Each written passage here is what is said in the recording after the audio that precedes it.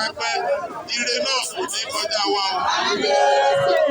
Ẹgbẹ́ yín, ẹgbẹ́ wa, ẹgbẹ́ alálùbáríkà, ẹgbẹ́ tó máa ṣèjọba ADC, ẹgbẹ́ yẹn ni ìwọ wà lèmi wà, ẹgbẹ́ olóríire, kọjú sẹ́ni tó wà lẹ́gbẹ̀ẹ́ kó ní màá ṣoríire. Mi ò sọ pé tí o èmi tèmi á ṣoríire. Gbogbo ọlọ́mọ ṣoríire o, olóríire dà.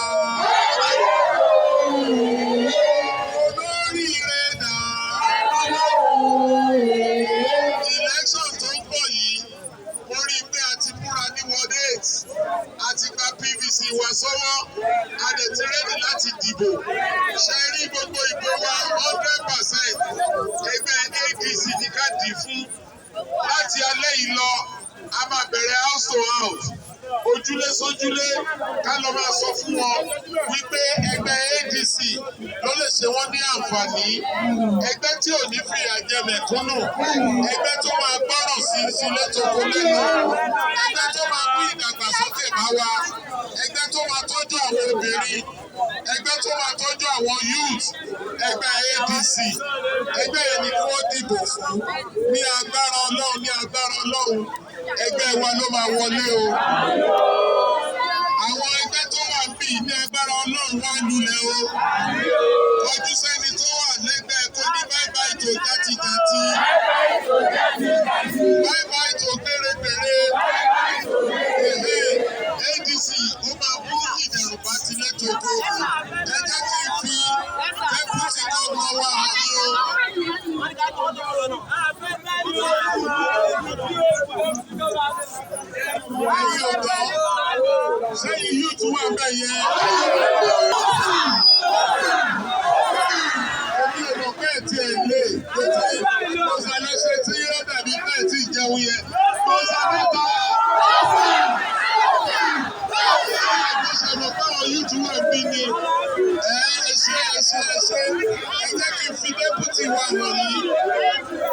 Deputy governor wa, àwọn ni Alhaji Túndé Awólúgà láti Ògùn Waterside.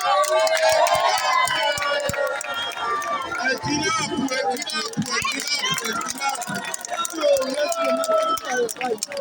Àwọn tó máa ń ṣe aṣojú wa ní House of Assembly lókè Mọ́sàn, àwọn rèé.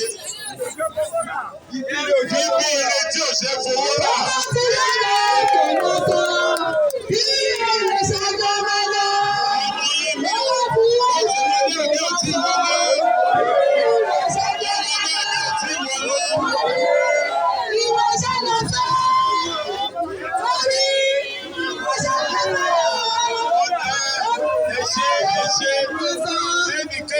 Ẹnì kejì tó máa ṣaṣojú wa ní constituency 1 níjẹ̀bú. Àwọn náà ní ọ̀nàrẹ́bù Adékòbí. Eléyìí ọmọ wa, eléyìí ti wà ní ọmọlé àbí òwọlé o. Ọmọlé àbí òwọlé o. Ní agbára Ọlọ́run gbogbo wa, bá a bá ti wọlé election ní May 29 tó ti múra fún ẹgbẹ́ ADC tí èmi Biyi Otegbeye ti di gómìnà, gbogbo yín àjọ lọ Òkè Mọ́sàn ni o. Tó bá ti yá lọ Òkè Mọ́sàn, bí o ti yá tó máa lọ ADC.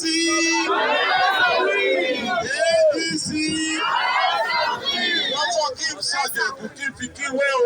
Èèyàn ní nílé ibà kọ́ máa nílé iye rẹ̀. Iye mi ò dógbó tún rí iye mi o. Ẹgbẹ́ àlè máa fò lẹ́gbẹ́ ìrù wọn níbẹ̀ yẹn. Ìjẹ̀bú ọ̀dọ̀ náà bírí sí o. Ìwòrò rí bẹ́ẹ̀ dàgbà sí. Ìwòrò gbogbo primary school rí lọ o. Ọmọ yìí ni mí o. Ọmọ wẹ́ o. Eléyìí àwa. Eléyìí ti yí mi. ADC.